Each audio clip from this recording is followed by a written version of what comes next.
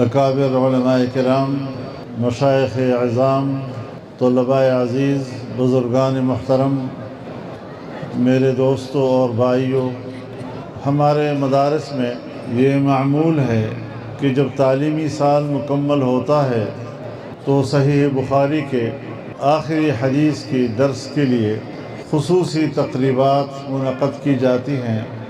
ایک طرف سے ان مدارس و جامعات میں اپنے تعلیمی سلسلے کو مکمل کرنے پر ان کی حوصلہ افزائی مقصود ہوتی ہے، ان کا اعزاز مقصود ہوتا ہے، اور ان کے خاندانوں کے لیے ایک خوشی کا پیغام جاتا ہے کہ آپ کے گھر میں ایک عالم دین پیدا ہو گیا ہے۔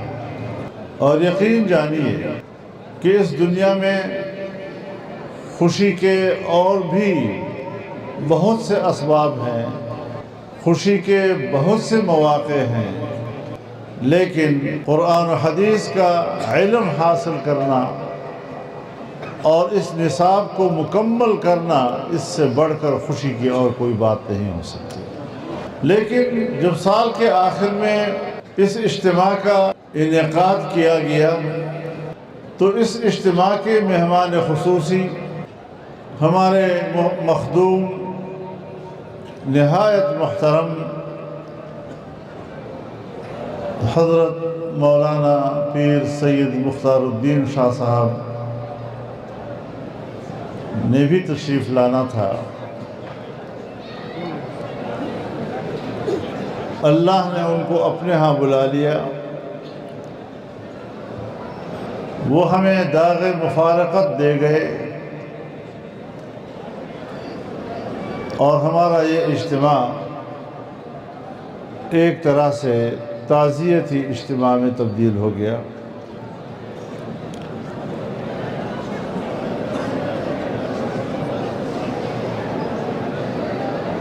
اس اجتماع میں ان کے صاحبزادے، ان کے جانشین مولانا سید زبیر صاحب بھی موجود ہیں۔ ہم سب اجتماعی طور پر ان سے اظہار تعزیت کرتے ہیں اور ان کو یہ بھی بتلا دینا چاہتے ہیں کہ حضرت مولانا کی وفات کے حوالے سے ہم سب بذات خود مستحق تعزیت ہیں۔ ہمارے مدارس کے ماحول میں، خانقاہوں کے ماحول میں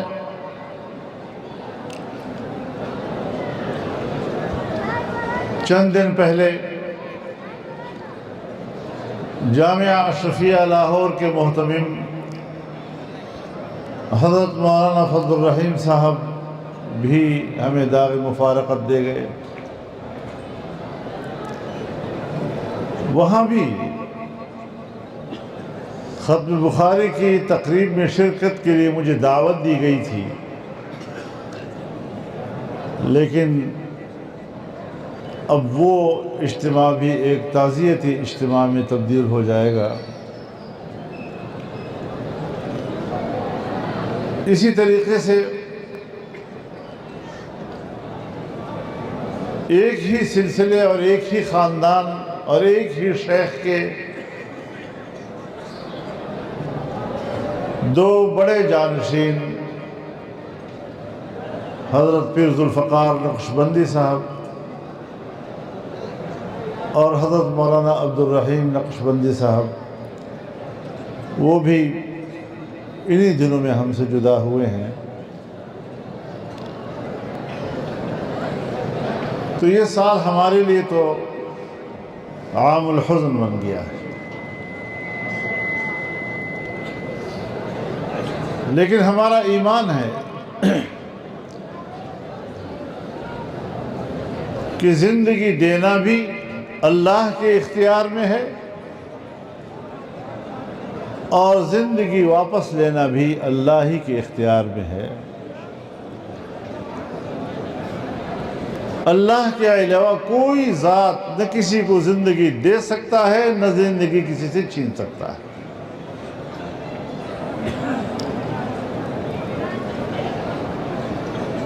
لیکن ہم اللہ کے بندے ہیں اور اپنے رب سے دعا گو ہیں، دعا جو ہیں کہ ہمارے ان بزرگوں کو اللہ جنت الفردوس میں اعلیٰ مقام نصیب فرمائے، ان کے ارواح مقدسہ کو راحت نصیب فرمائے، اور زندگی بھر کے ان کی خدمات جلیلہ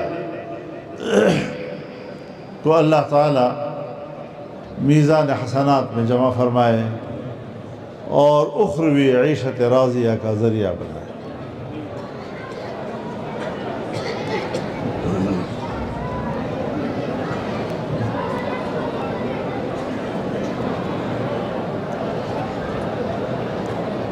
ہمارا دین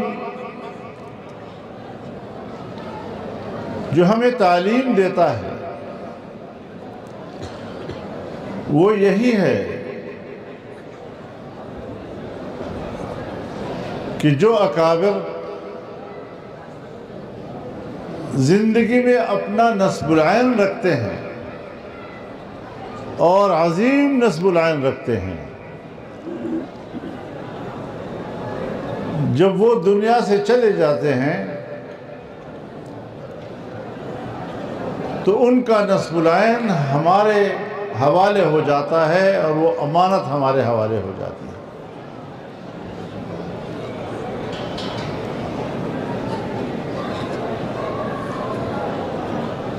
اور امت مسلمہ کی بقا کا مدار وہ ظاہر ہے کہ عقیدہ توحید، ایمان اور اعمال صالحہ پر ہے۔ جو دین اللہ تعالیٰ نے ہمیں حوالے کیا ہے، جب ہم اس پر عمل کرتے ہیں تو یہ در حقیقت اس امانت کی حفاظت ہے جس کا بوجھ حضرت انسان نے اٹھایا۔ إِنَّا عَرَضْنَا الْأَمَانَةَ عَلَى السَّمَاوَاتِ وَالْأَرْضِ وَالْجِبَالِ فَأَبَيْنَ أَن يَحْمِلْنَهَا وَأَشْفَقْنَ مِنْهَا وَحَمَلَهَا الْإِنسَانُ إِنَّهُ كَانَ ظَلُومًا جَهُولًا۔ یہی وحی کی امانت ہم نے آسمانوں کے سامنے پیش کی، زمین کے سامنے پیش کی، پہاڑوں کے سامنے پیش کی۔ انہوں نے اس امانت کا بوجھ اٹھانے سے انکار کر دیا، گھبرا گئے، اور انسان اس بوجھ کو اٹھانے کے لیے تیار ہو۔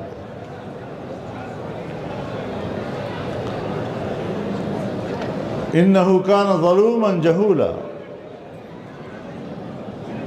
اب بظاہر تو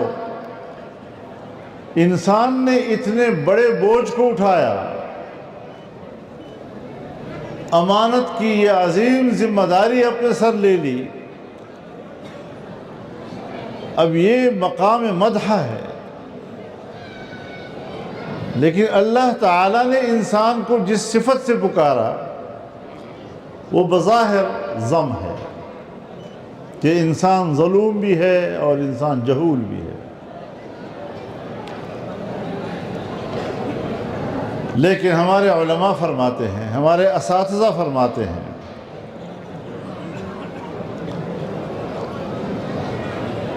کہ بظاہر ذم ہے، در حقیقت مدح ہے،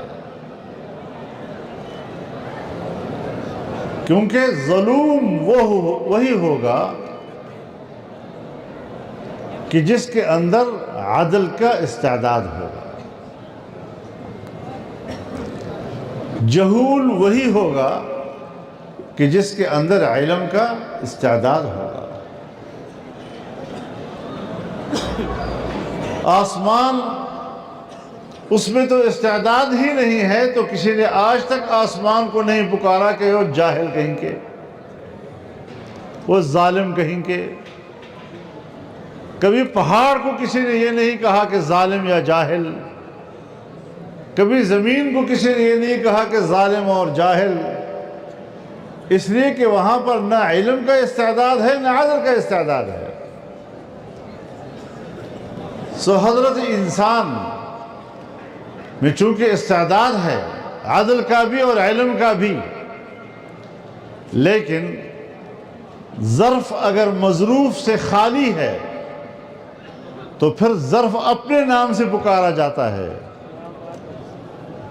اور اگر ظرف میں مظروف ہے تو پھر مظروف کے نام سے پکارا جاتا ہے۔ اگر گلاس خالی ہے تو گلاس لیجئے،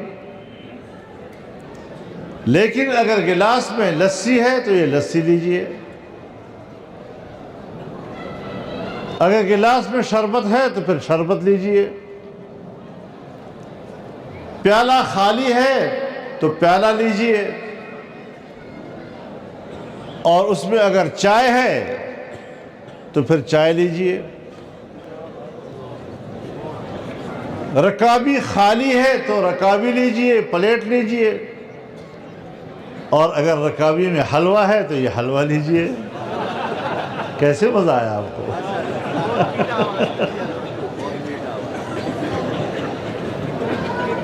تو مظروف کے نام سے پکارا جاتا ہے۔ اب یہاں پر چونکہ انسان نے نہ ابھی اپنے ظرف میں عدل کو ڈالا ہے نہ علم کو ڈالا ہے، تو پھر ظاہر ہے کہ اس کو ظرف کے نام سے پکارا جائے گا، مظروف کے نام سے ابھی نہیں پکارا جا رہا۔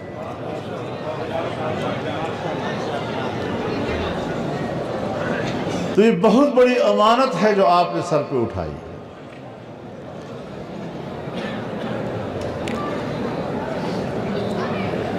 لیکن اللہ رب العزت نے انسان کو پیدا کیا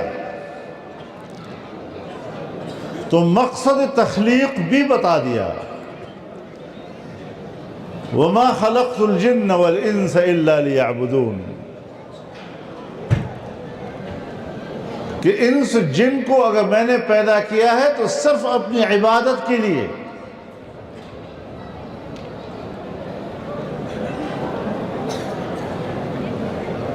لیکن یہاں پر عبدیت تشریعی ہے، تکوینی نہیں ہے۔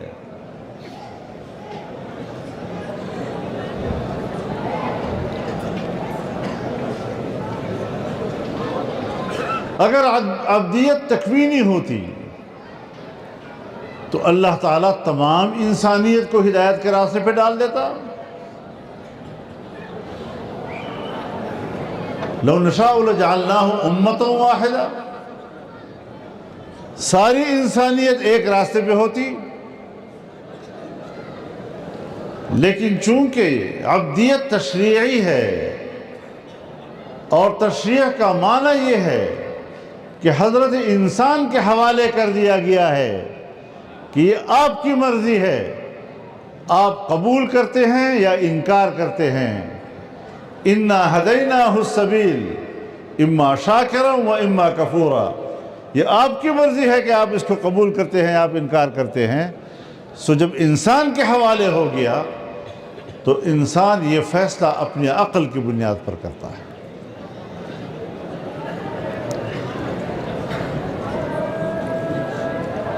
اب اللہ رب العزت نے رہنمائی کے لیے وحی بھیجی،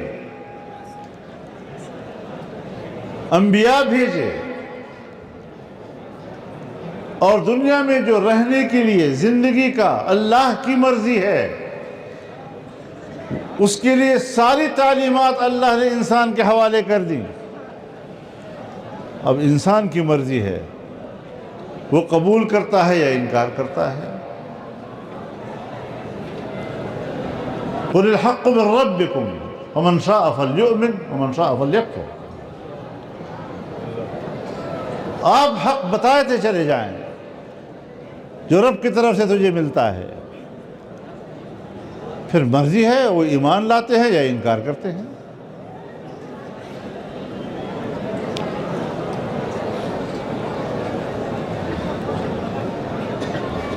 سو اس اعتبار سے انسان دو حصوں میں تقسیم ہو جاتے ہیں۔ ایک اطاعت و فرما برداری کا راستہ اختیار کر لیتا ہے اور دوسرا کفر و طغیان کا راستہ اختیار کر لیتا ہے، تو انسان بٹ جاتا ہے۔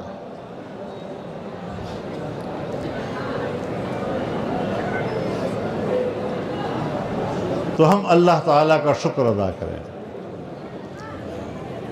کہ اللہ تعالیٰ نے ہمیں ان لوگوں میں پیدا کیا ہے کہ جس نے اللہ کے وحی کو قبول کیا، اس کے انبیاء کو قبول کیا، انبیاء کی تعلیمات کو قبول کیا اور اس پر ایمان لے آئے۔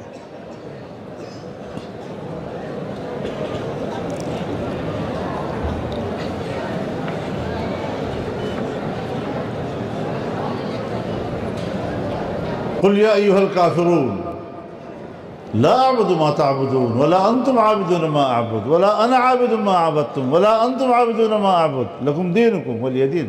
راست تقسیم ہے۔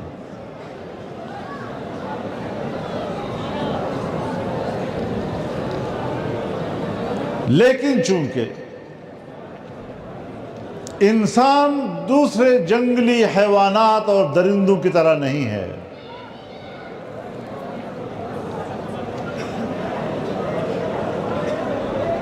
کہ ان کی زندگی انفرادی ہے اور بس انفرادی ہے اور اپنی ذات کے لیے ہے۔ حضرت انسان مدنی الطبع ہے، اس کی فطرت میں مل جل کر رہنا ہے۔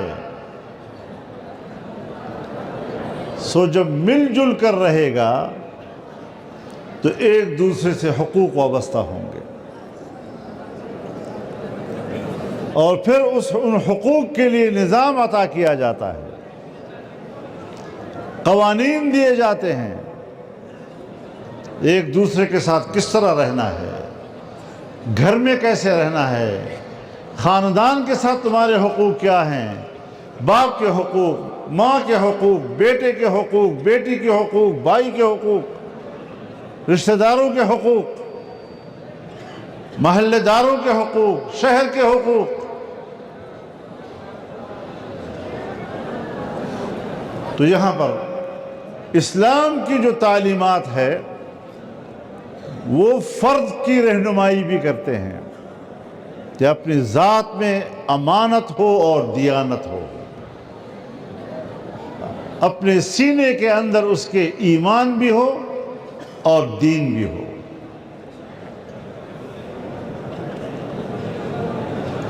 تو یہ جو ہم مدرسوں میں پڑھتے ہیں، یہاں تو ہم علم حاصل کرتے ہیں، یہ تو ہوئی شریعت، اور رسول اللہ صلی اللہ علیہ وسلم نے فرمایا انما بعثت معلما، میں استاد بنا کر بھیجا گیا ہوں تاکہ تمہیں سکھاؤں کہ دنیا میں کیسے رہنا ہے، عبادت کیسی کرنی ہے، معاشرت کا نظام کیا ہے، معیشت کا نظام کیا ہے، حقوق کیا ہیں، ایک دوسرے کے رہنے کے اصول کیا ہیں۔ لیکن دوسری طرف فرمایا انما بعثت لأتمم مکارم الاخلاق، میں تمہارے اعلیٰ اخلاق آپ کو پہنچانے کے لیے آیا ہوں۔ اب ایک طرف سے آپ معلم ہیں، تعلیم دیتے ہیں، دوسری طرف سے آپ مربی ہیں، آپ تربیت بھی کرتے ہیں۔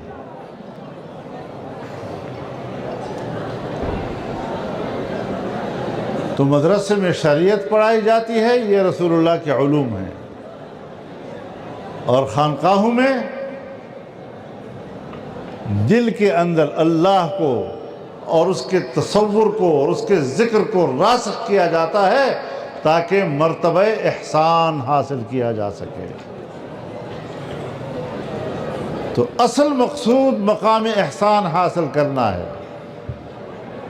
جس طرح حضرت جبریل تشریف لائے، رسول اللہ صلی اللہ علیہ وسلم سے کچھ سوالات کیے، جس میں ایک سوال تھا مل احسان، احسان کسے کہتے ہیں؟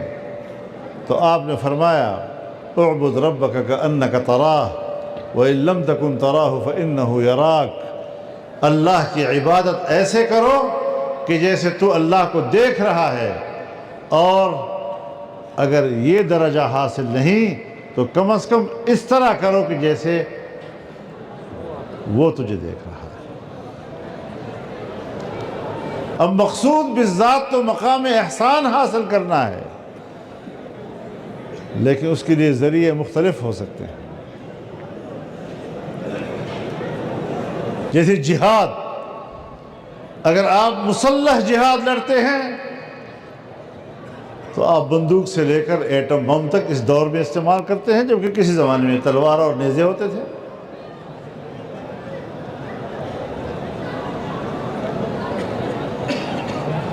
تو ذرائع تبدیل ہو سکتے ہیں، ذرائع کا تبدیل ہونا یہ بدعت نہیں ہے، مقصود تبدیل نہیں ہونا چاہیے۔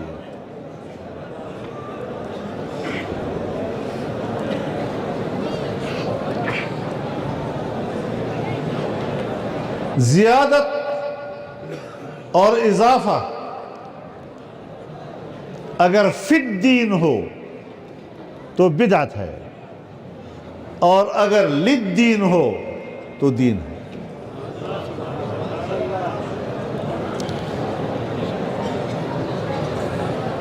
تو یہ تعلیم گاہوں میں جو کام ہو رہا ہے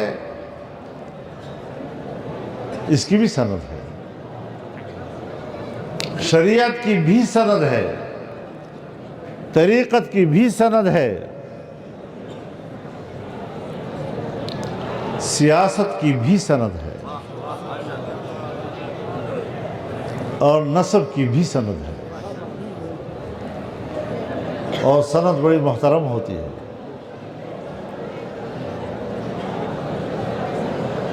تو جو کچھ ہم پڑھتے ہیں سیکھتے ہیں اس کی ایک سند ہے۔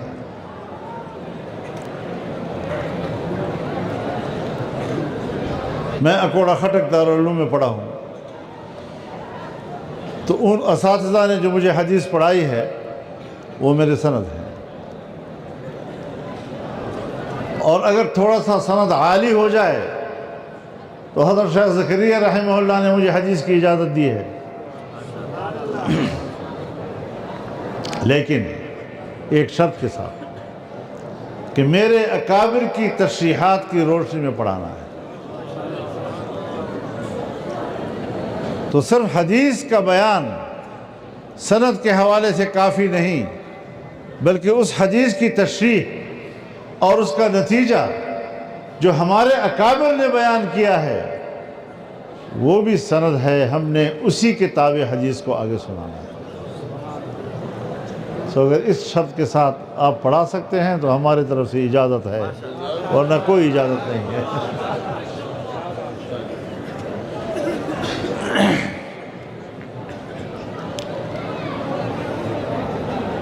تو میرے محترم دوستو،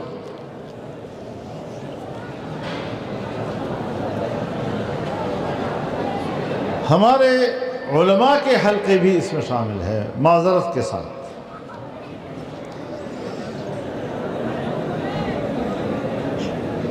کہ ہم بھی سیاست کو ایک اضافی چیز سمجھتے ہیں۔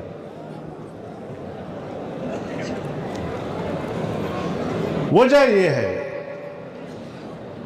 کہ اس پر دنیا میں حکمرانوں کا قبضہ ہے، ان حکمرانوں کا جو زیادہ تر فاسق اور فاجر ہوتے ہیں،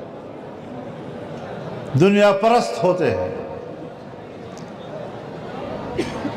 منصب حاصل کرنا اور منصب حاصل کر کے اس کو ذات کے مفاد کے لیے استعمال کرنا، دولت بنانے کے لیے استعمال کرنا،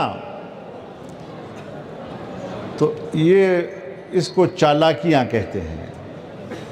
جھوٹ بول کر، دھوکے دے کر، چالاکیوں کے ساتھ مناصب تک پہنچ جانا، وسائل تک پہنچ جانا، مفادات تک پہنچ جانا، اس کا نام رکھ دیا ہے انہوں نے سیاست۔ تو ظاہر ہے کہ اگر ان کے کردار کو دیکھ کر ہم سیاست کو سمجھیں گے تو پھر سیاست یقیناً معیوب چیز بن جائے گی.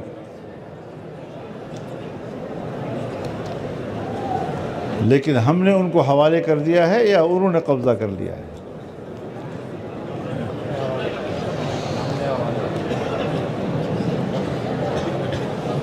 حضرات گرامی، 19ویں صدی تک بر صغیر کی سیاست علماء کرام کے ہاتھ میں تھی، امت کی قیادت علماء کرام کے ہاتھ میں تھی. جب تک بر صغیر کی سیاست علماء کے ہاتھ میں تھی، آپ نے نہیں سنا ہوگا کہ کوئی فساد ہوا ہو، یا مسلم غیر مسلم کا، یا مسلمان فرقوں کا آپس میں.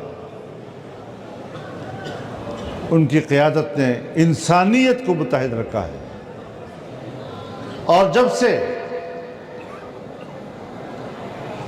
سیاست جدید فیشن کے حوالے ہو گئی، دنیا داروں کے حوالے ہو گئی، پھر اس وقت سے جو فسادات شروع ہوئے ہیں، آج بھی ان کی پالیسیوں کی وجہ سے خون ہے جو تھم نہیں رہا، نفرتیں ہیں جو آسمان کو چھو رہی ہیں، عداوتیں ہیں جس نے ایک مسلمان کو دوسرے مسلمان کا دشمن بنا دیا ہے.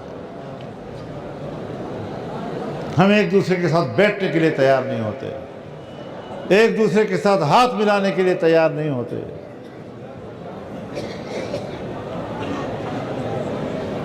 یہ نفرتیں انہوں نے پیدا کی ہیں. اور آج بھی مدارس اور دینی علوم ان کے لیے بوجھ ہیں.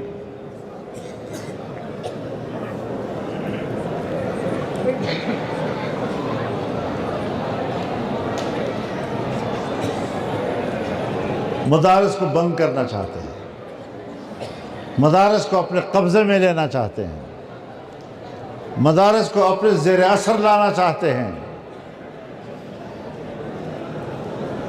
اور آپ کے علم میں لانا چاہتا ہوں کہ باقاعدہ سرکاری اسکولز سینکڑوں کی تعداد میں اور مزید ہزاروں میں اس کا اضافہ ہوتا جائے گا. جو سرکاری اسکولز ہیں ان کو این جی اوز کے حوالے کیا جا رہا ہے، غیر ملکی این جی اوز کے حوالے کیا جا رہا ہے، ان کو پرائیویٹائز کیا جا رہا ہے، نجی شعبوں کی طرف لیا جا رہا ہے. اور وہ مدرسہ جو نجی شعبے میں ہے، جو رفاہی ادارہ ہے، جو طالب علم کو پڑھاتا ہے تو جگہ بھی دیتا ہے، کمرہ بھی دیتا ہے، بجلی بھی دیتا ہے، گیس بھی دیتا ہے، صبح و شام کا کھانا بھی دیتا ہے، اور کتاب بھی دیتا ہے، تمام سہولتیں مہیا کرتا ہے، اس مدرسے کو اپنے قبضے میں لینے کی کوشش کر رہے ہیں. تو تم اپنے اسکولوں کو نہیں چلا سکتے.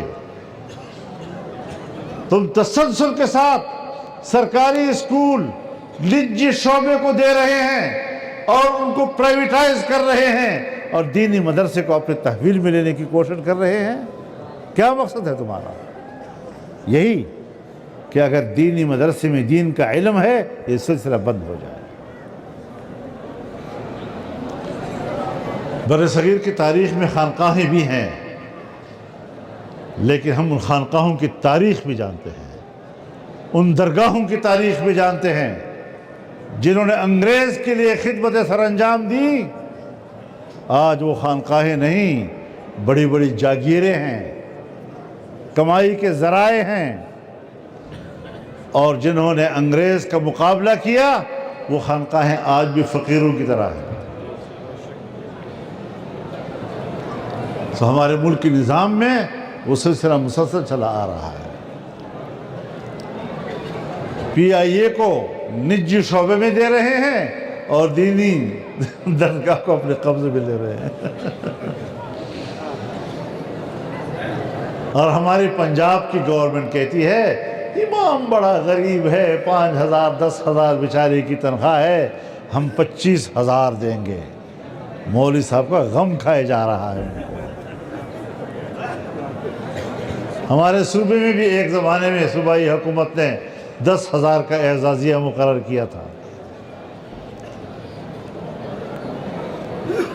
آپ کی ہمدردی کا شکریہ. لیکن آگے بھی جائیں نا. پیسہ تو آپ دے رہے ہیں 25,000، لیکن مولوی کو آپ پگڈنڈی کے اوپر ڈال رہے ہیں، ایسی پگڈنڈی پہ کہ اگر تھوڑا آگے پیچھے ہوتا ہے تو گرتا ہے. تم نے 25,000 کے لیے جو شرائط رکھے ہیں کہ کن شرائط پر دیا جائے گا، آپ امامت کرائیں گے تو کیسے کرائیں گے، آپ خطبہ پڑھیں گے تو کیسا خطبہ پڑھیں گے، اور پھر مولوی صاحب کے پاس جا کر اس کو باقاعدہ لکھنا پڑے گا تمہارا نام کیا ہے، تمہاری ولدیت کیا ہے، تمہاری بیوی کیا نام کیا ہے، کتنی بیویاں ہیں، بچے کتنے ہیں، تمہارا قد کتنا ہے، تمہارے آنکھوں کا رنگ کیسے ہے.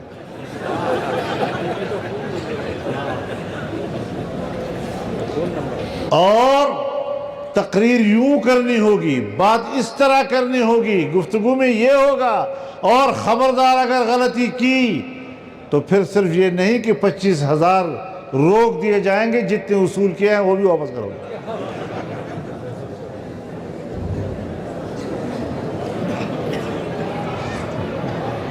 تو میں نے ایک لفظ کہہ دیا کہ ہم تمہارے منہ پہ مارتے ہیں، اس پر وہ ناراض ہو گئے. ناراضگی شاید اس وجہ سے ہو کہ یہ ایسی بات کرنے والی خاتون ہے.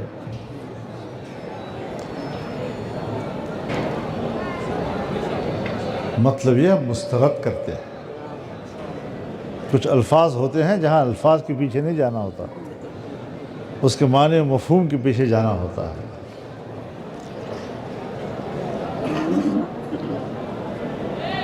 مدارس کے بارے میں کہتے ہیں وزارت تعلیم کے تحت پتہ نہیں 30 لاکھ طلباء کہاں ہیں بھائی. مدارس یہ مدارس نہیں ہیں. یہ علماء کی حوصلہ شکنی کرنے کی کوشش ہے، ان کو اپنے زیر دام لانے کی کوشش ہے، ان کی آزادی و حریت کو چھیننے کی کوشش ہے، تعلیم کا نظام اپنے قبضے میں لینے کی کوشش ہے. تو حکمرانوں سن لو، الحمدللہ ابھی تک ہم زندہ ہیں، تمہارا باپ بھی یہ خواب پورا نہیں کر سکتا.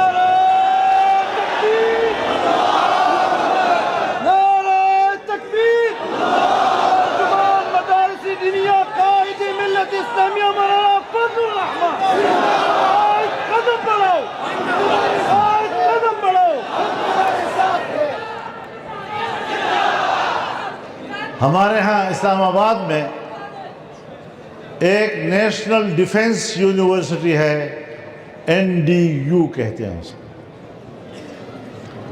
تو یہ صرف حکمرانوں کے پاس نہیں ہے، ہمارے مولویوں کے پاس بھی اس طرح کے NDU ہے.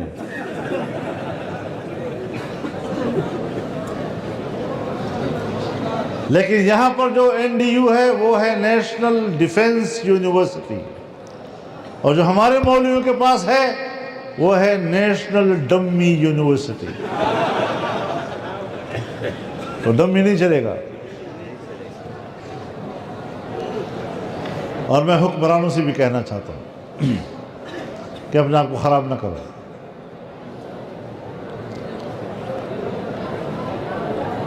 اس مدرسے سے بھی کئی گنا بڑا حال بنا دو، اور اپنی مرضی کے مولویوں کو جہاں جہاں سے وہ اکٹھا کر لو، اور وہ جو مدح سرا ہوتے ہیں جتنی بھی وہ مدح سرائی کریں انشاءاللہ خواجہ سرا ثابت ہوں گے.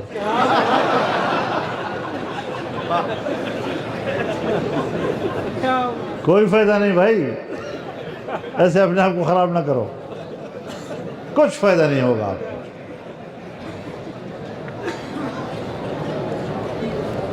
تو انشاءاللہ یہ مدارس اسلام کے قلعے ہیں۔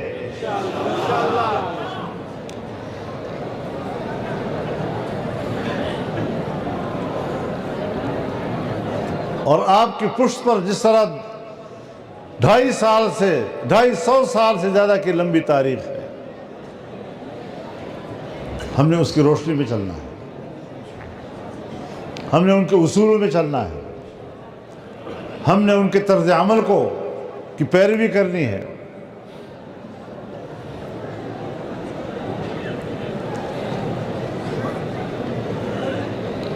آج کل تفرقہ بازی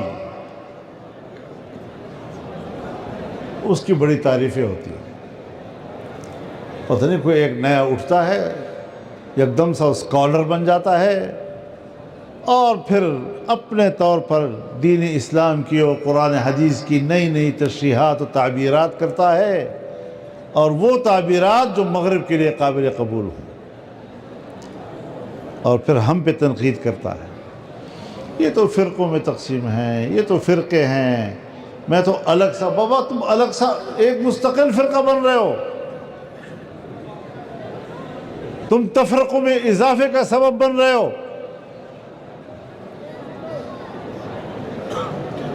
کس چیز کے اسکالر ہو تم؟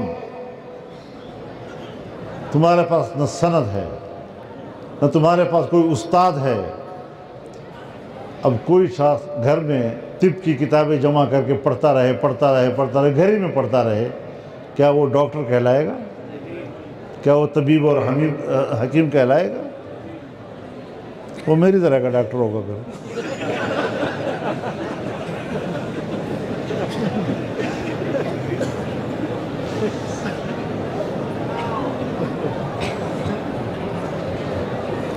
تو اس پہلو کو ذرا مد نظر رکھنا ہے۔ یہ تو انگریز کے پیروکار ہیں، لڑاؤ اور حکومت کرو، لڑاؤ اور حکومت کرو، مدارس کو توڑو، جماعتوں کو توڑو، مسالک کو توڑو۔ لیکن الحمدللہ وفاق المدارس بھی بڑے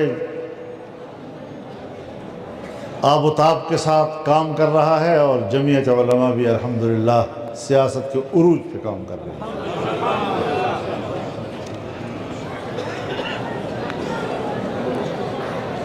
لیکن سیاست کو آپ اس طرح دعوے دار بن جائیں جس طرح آپ اس شریعت کے دعوے دار ہیں، اس طریقت کے آپ دعوے دار ہیں، اسی طرح سیاست کے آپ دعوے دار بنیں۔ یہ بھی تو انبیاء کی وراثت ہے۔ کانت بنو اسرائیل تسوسهم الانبیاء کلما ہلک نبی خلفہ آخر ولا نبی بعدہ۔ اب جب انبیاء کی وراثت ہے، یہ سیاست ان کا وظیفہ ہے، اب آپ مولوی صاحبان اپنے علاوہ کسی کو مسلح پہ نہیں چھوڑتے کہ یہ پیغمبر کا مسلح ہے، یہ میرا حق ہے، اس کا وارث میں ہوں۔ العلماء ورثۃ الانبیاء۔ منبر پر آپ کے علاوہ کوئی کھڑا نہیں ہو سکتا خطبہ دینے کے لیے کہ یہ پیغمبر کی وراثت ہے اور اس پر عالم ہی بیٹھ سکتا ہے، تم نہیں بیٹھ سکتے۔ تو پھر سیاست کا عظیم منصب کیا وہ انبیاء کا منصب نہیں ہے؟ آپ نے کس کو حق دے دیا وہاں پر اس کے بیٹھنے کا؟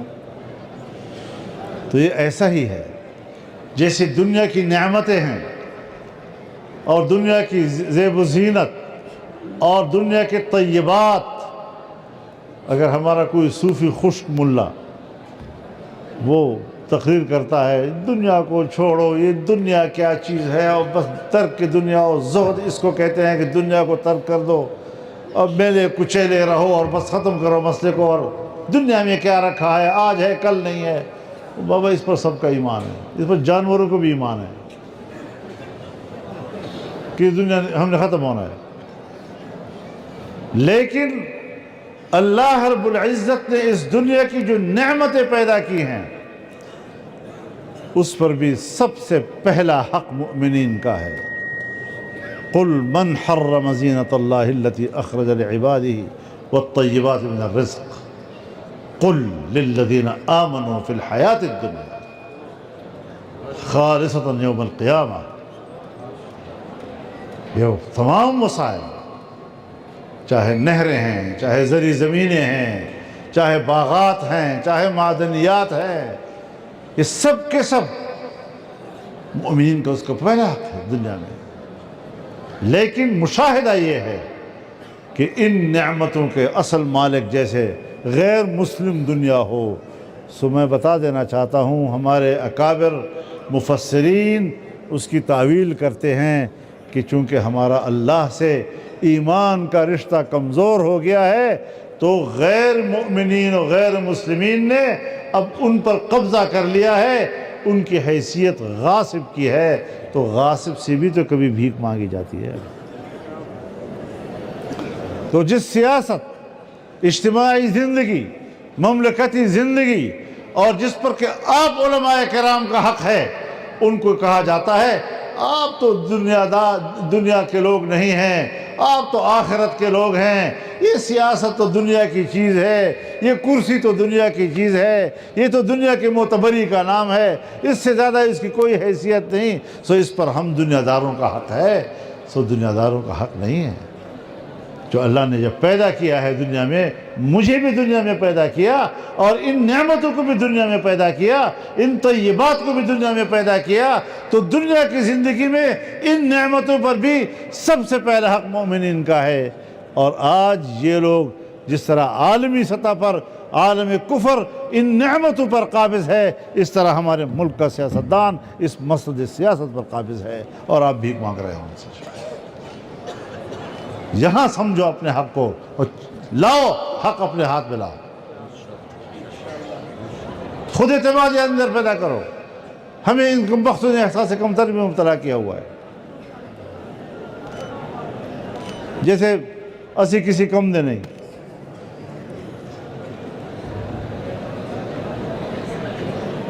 ہم بڑے کام کے لوگ ہیں بھائی، ایسا نہیں ہے.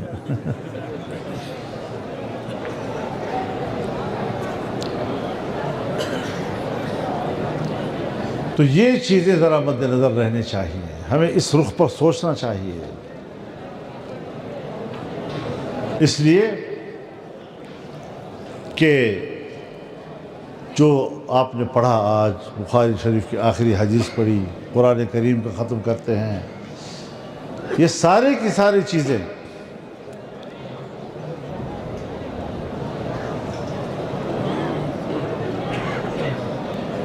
یہ اللہ کا وہ دین ہے کہ جس دین کو آپ نے دنیا میں نافذ کرنا ہے.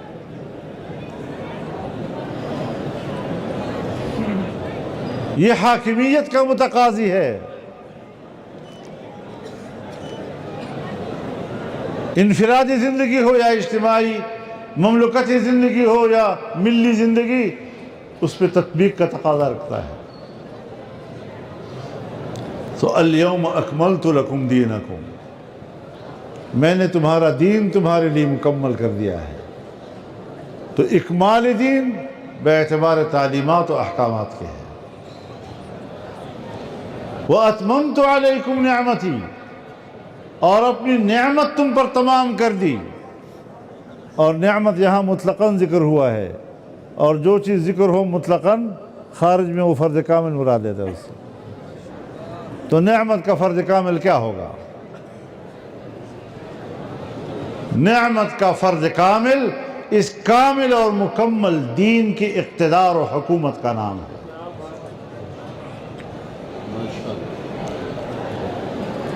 وَأَتْمَمْتُ عَلَيْكُمْ نِعْمَتِي، میں نے اپنی نعمت تم پر تمام کر دی. تو اتمام نعمت اس کامل اور مکمل دین کی حاکمیت اور اس کی اقتدار و حکومت کا نام ہے. وَرَضِيتُ لَكُمُ الْإِسْلَامَ دِينًا، اور اسلام کو بطور نظام حیات کے میں نے تمہارے لیے پسند کر دیا ہے. اب حضرت یعقوب علیہ السلام جو اپنے بیٹے حضرت یوسف علیہ السلام کے غائب ہو جانے کے بعد ان کے غم میں بصارت کھو بیٹھے تھے، اور جس وقت ان کی قمیص لائی گئی اور آپ کے چہرے پہ ڈالی گئی اور آپ کی بصیرت لوٹ آئی، تو آپ نے پوچھا یوسف کو کہاں چھوڑا ہے؟ تو جواب دیا ملک مصر، مصر کا بادشاہ بنا کے چھوڑا ہے۔ اندازہ تھا کہ خوابوں کا یہی تعبیر ہو۔ علی ای دین ترکتہ، کس دین پہ چھوڑ کے آئے ہو؟ کہا علی دین الاسلام، حکمران بھی ہے اور اسلام کی حکومت قائم کی ہے۔ تو حضرت یعقوب نے جواب میں فرمایا الآن تمت النعمہ، بس اب نعمت تمام ہو گئی۔ تو اتممت علیکم نعمتی اور الآن تمت النعمہ، ان کو آپس میں ملاؤ، پھر دیکھو کہ اللہ کا دین کیا تقاضا کرتا ہے آپ سے۔ اس پہلو کو نظر انداز کیا ہوا ہے اگر ہم نے، تو بالکل پھر وہی نتیجہ نکلے گا جس طرح قل من حرم زینۃ اللہ التی اخرج لعبادہ۔ اب اس آیت پر ہماری نظر نہیں ہے، ہماری نظر وہ دوسری آیت پہ جا کے پڑتی ہے جہاں اللہ تعالیٰ آزمائش میں مبتلا کرتا ہے لا تمدن عینیک الی ما متعنا به ازواجا منہم زہرۃ الحیاۃ الدنیا لنفتنہم فیہ۔ تو وہ بھی اپنی جگہ پر ٹھیک ہے کہ اتنا بھی دنیا کو دل مت دو کہ ایک حصہ نعمتوں کا جو اس دنیا میں اللہ نے دیا ہے اور 99% نعمت اللہ نے آخرت میں رکھی ہوئی ہے اور خالصتاً یوم القیامہ وہ صرف مومنین کے لیے ہے وہاں پر۔ تو اسی لیے جب دعا کی جاتی ہے اللہم ارزقنی حظ الدنیا ونعیم الآخرہ،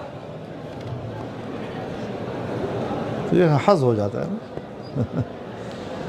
تو اس اعتبار سے ان مدارس کا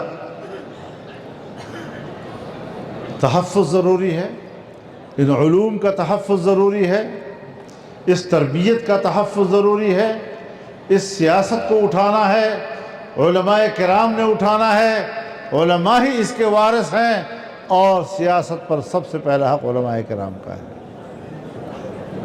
اور اپنے اکابر کی قربانیوں کی طرف جاؤ ذرا، بلکہ میرے نزدیک تو سب سے بڑی خانقاہ یہ جمعیت ہے۔ یہ جو آپ لوگ خانقاہوں کے اندر بیٹھتے ہیں اور ضربے لگاتے ہیں اللہ اللہ اللہ، یہ ضربے کس لیے لگائی جاتی ہیں؟ اس لیے کہ اندر کی سینے کی جو کثافتیں ہیں ان کثافتوں کو روحانی لطافتوں میں تبدیل کر دی جائے۔ پھر سب یہی معنی ہے نا؟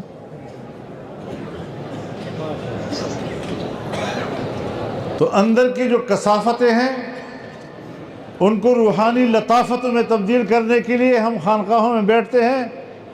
یہ مدرسہ ہے، خانقاہ باقاعدہ مدرسہ ہے، جس طرح دینی علوم کے لیے مدرسہ ہے، وہ بھی مدرسہ ہے۔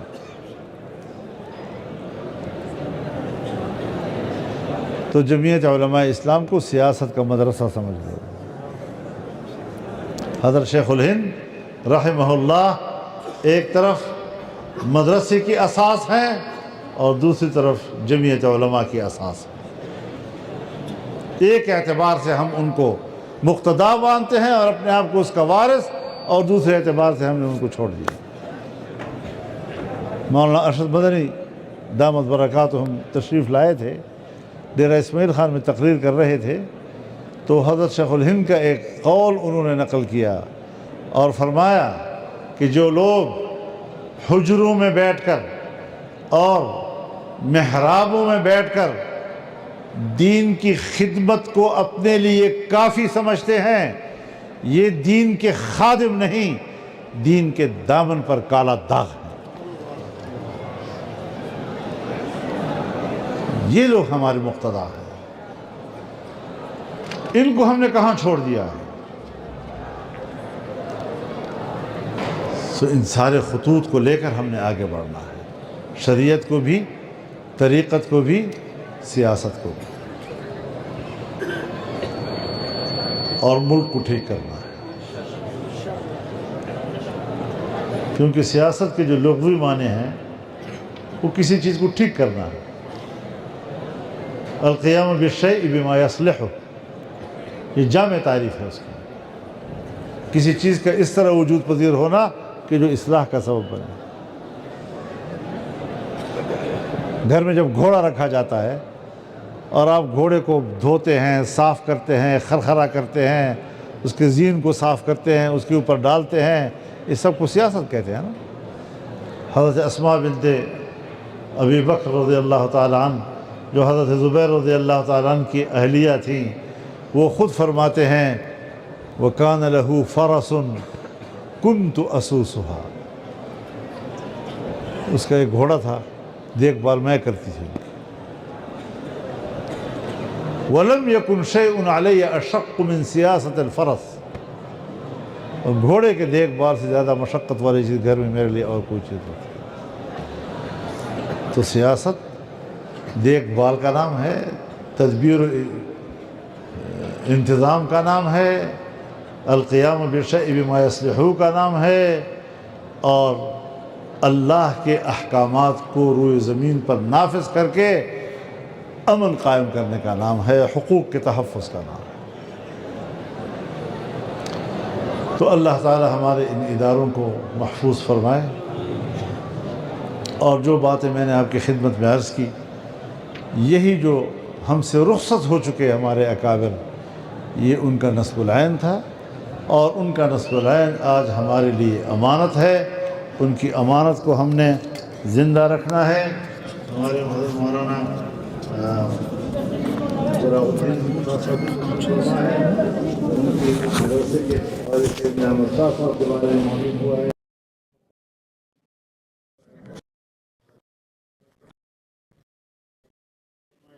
اور جو اکابر ہم سے جا چکے ہیں، اللہ تعالیٰ ان کی روح کو وہاں تسکین نصیب فرمائے اور جنت کو